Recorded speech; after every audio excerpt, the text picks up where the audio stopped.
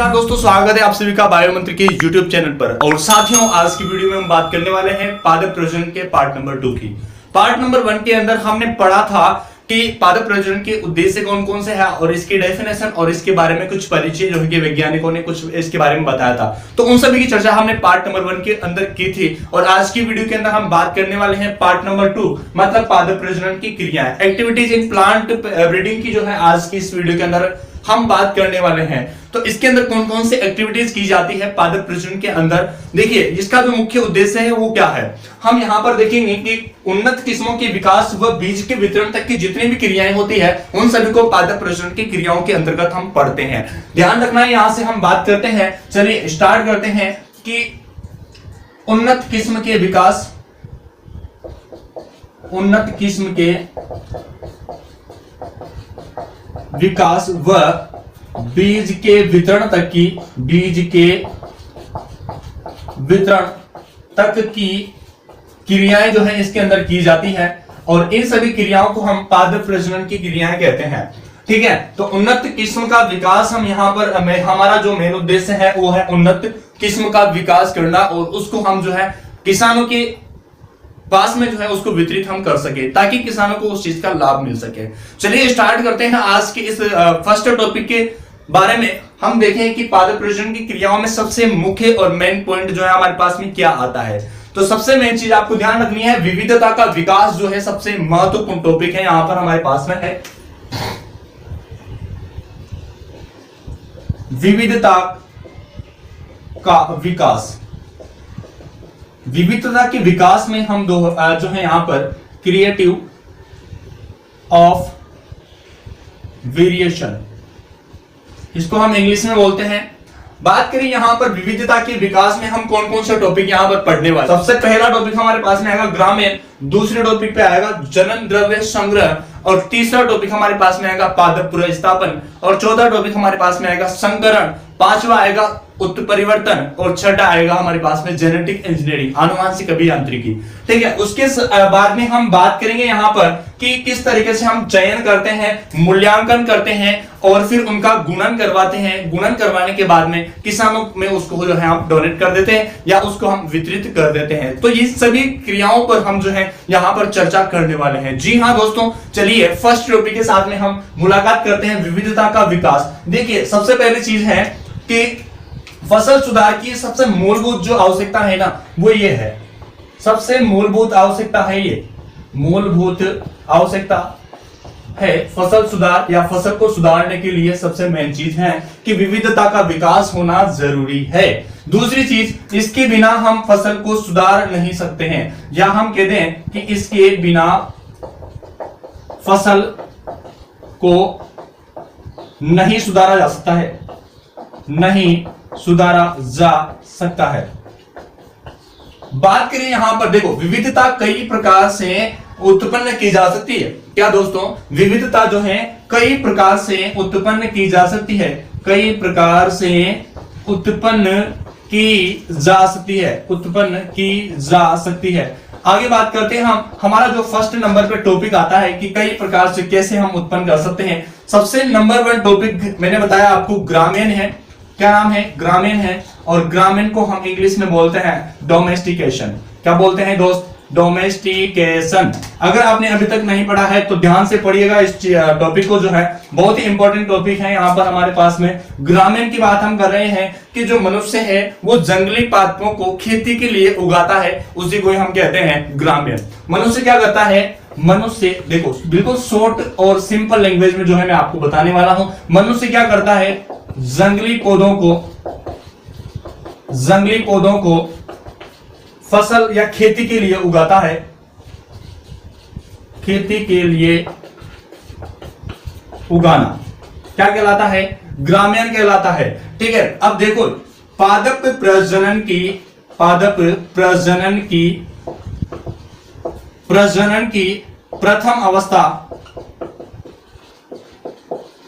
प्रथम अवस्था है। पादप प्रजनन की कौन सी अवस्था है?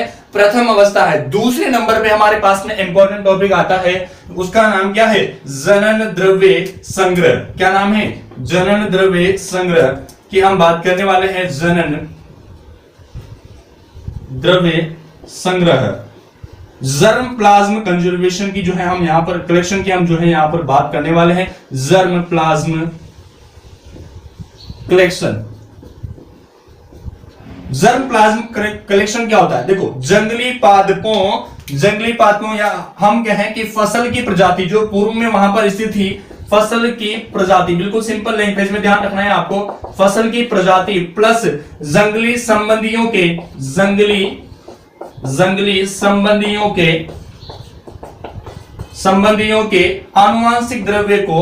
आनुवांशिक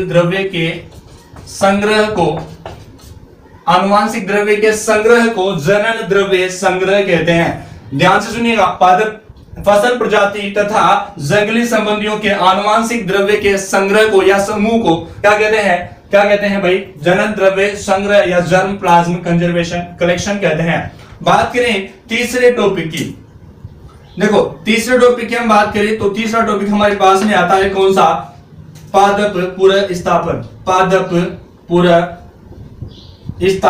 पादप पुनर्स्थापन की हम यहां पर बात करने वाले हैं। इंग्लिश में इसको कहते हैं प्लांट इंट्रोडक्शन। क्या कहते हैं? Plant introduction.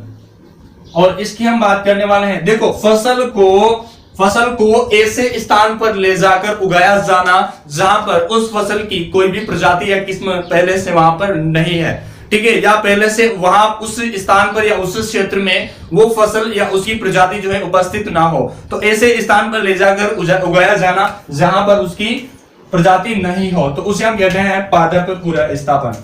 हम कहते हैं कि किसी पादप की किस्म को ऐसे स्थान पर ले जाकर उगाया जाए जहां पर वह पहले से उपस्थित न हो।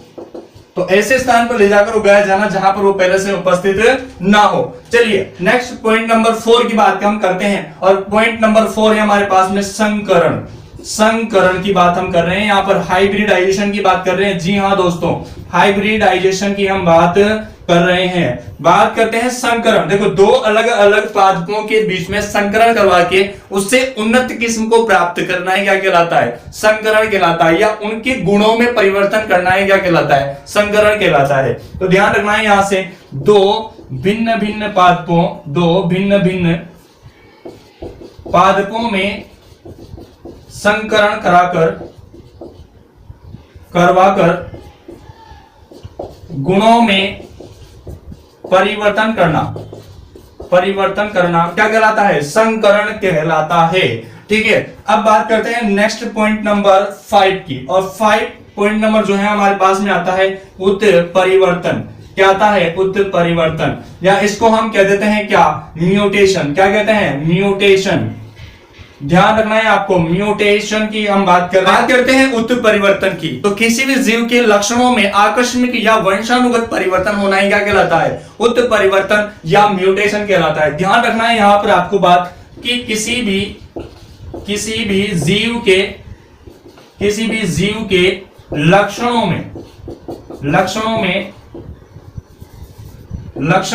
आकस्मिक मतलब अचानक से आकस्मिक या वंशानुगत परिवर्तन होना क्या कहलाता है? उत्परिवर्तन कहलाता है। बात करें 6 पॉइंट की। 6 पॉइंट की बात करते हैं हम। हमारे पास में आता है बहुगुणिता। क्या नाम है? बहुगुणिता, पॉलीप्लॉइडी। इसको हम बोलते हैं बहुगुणिता मतलब पॉलीप्लॉइडी।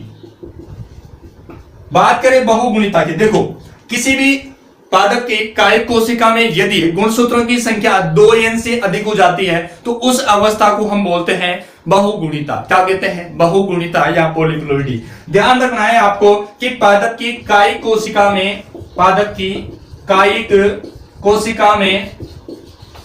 में गुणसूत्रों की संख्या 2n से अधिक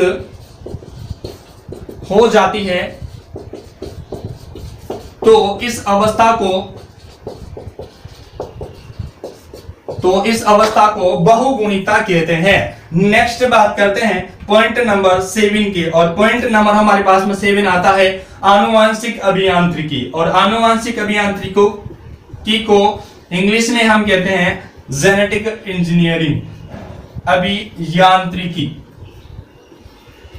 और आनुवांशिक अभियांत्रिकी को हम कहते हैं जेनेटिक इंजीनियरिंग। बात करें यहां पर, देखो यहां पर बात क्या करें कि जैविक कारकों, पादप के किसी भी जैविक कारक या हम कहें किसी भी जीव के, हम बात करते हैं यहां पर जैविक कारकों की, कि जैविक कारक आखिर होते क्या है। देखिए जैविक कारक जैसे कि हम बात करें कि पादप, जंतु, सूक्ष्म जीव के जीनों में, या पादप के जैविक कारकों के जीनों में परिवर्तन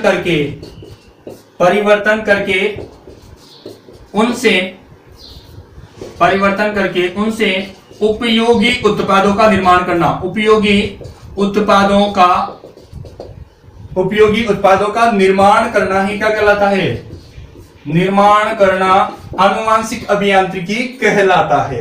बात आगे समझ में, आनुवांशिक अभियांत्रिकी किसे कहते हैं? जैविक कारकों जैसे कि पादप, जंतु, सूक्ष्म जीव, इनके जीनों में परिवर्तन करके उनसे उपयोगी पादप या उपयोगी उत्पाद प्राप्त करने की जो क्रिया है उसे हम कहते हैं आनुवांशिक अभियांत्रिकी।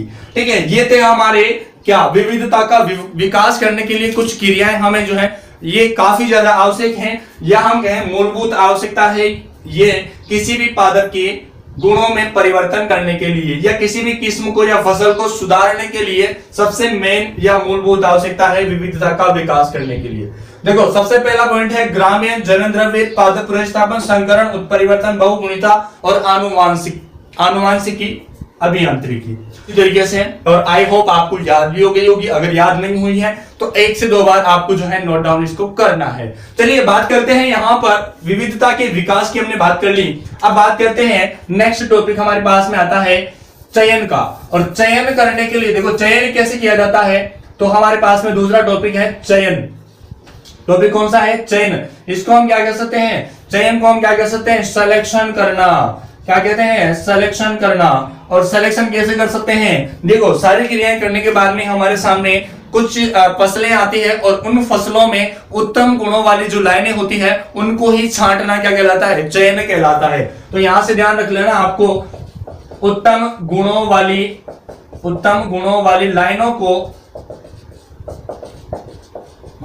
लाइनों को छांटना क्या कहलाता है? चयन करना कहलाता है। और तीसरे नंबर पे हमारे पास में आता है पॉइंट कौन सा? अरे भाई कौन सा? अरे तीसरे नंबर का आता है मूल्यांकन का। और मूल्यांकन को इंग्लिश में क्या कहते हैं? अरे इसको कहते हैं भाई साहब इवैल्यूएशन। क्या कहते हैं? इवैल्यूएशन। और मूल्यांकन में क्या किया जाता है? देखो जब हमने उत्तम किस्मों वाली लाइनें छांट ली, अब इनका कंपैरिजन किया जाता है, एक दूसरे का कंपैरिजन किया जाता है कि कौन सी बेस्ट वाली किस्म हमारे सामने आई हुई है। तो यहां पर हम कह सकते हैं कि तुलना करना ही पादपों की लाइनों के बीच में, या सिलेक्टेड जो किस्में हैं उनकी लाइनों के बीच में तुलना करना ही क्या कहता है? मूल्यांकन कहलाता है। तो यहां से एक वर्ड से हम समझ सकते हैं तुलना करना।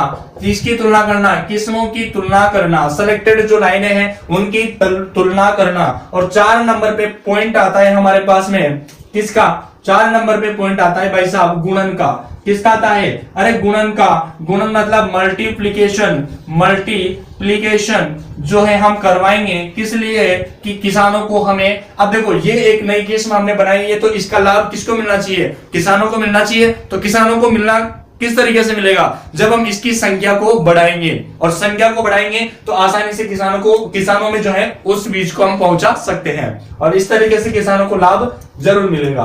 तो यहां पर हम क्या कर सकते हैं कि गुणा करना या संख्या बढ़ाना। क्या करना? संख्या बढ़ाना बीजों की संख्या बढ़ाना क्या कहलाता है, गुणन करना कहलाता है। और लास्ट टॉपिक है हमारा 5वें नंबर का, और इसको हम कहते हैं वितरण। जब हमने संख्या बढ़ा ली तो अब क्या करेंगे, वितरण करेंगे। किसमें, किसानों में। और वितरण को हम इंग्लिश में कहते हैं डिस्ट्रीब्यूशन। डिस्ट्रीब्यूशन ध्यान रखना है आपको। अब इसको हम क्या कर देंगे, किसानों में पहुंचा देंगे, इसको बांट देंगे। ठीक है, तो ये हो गया अपना कौन सा, ये हो गया कौन सा कि पादप प्रजनन की क्रियाएं सारी की सारी बोर्ड पे है। आप चाहो तो इसका स्क्रीनशॉट ले सकते हैं। जी हाँ दोस्तों, ले लिया होगा आपने स्क्रीनशॉट। तो दोस्तों आई होप आपको वीडियो तो अच्छी लगी होगी। अगर अच्छी लगी है तो इस वीडियो को लाइक करना बिल्कुल नहीं भूलना है आपको, और इसको सभी दोस्तों के पास में शेयर कर देना है जितने भी 11th 12th के बच्चे हैं और आगे की जो तैयारी कर रहे हैं कंपटीशन की, उन सभी के पास में ये वीडियो जानी चाहिए। तो गाइज आज के लिए इतना ही, बाकी फिर से मिलते हैं अपन नई वीडियो में। तब तक के लिए जय हिंद, जय भारत, वंदे मातरम।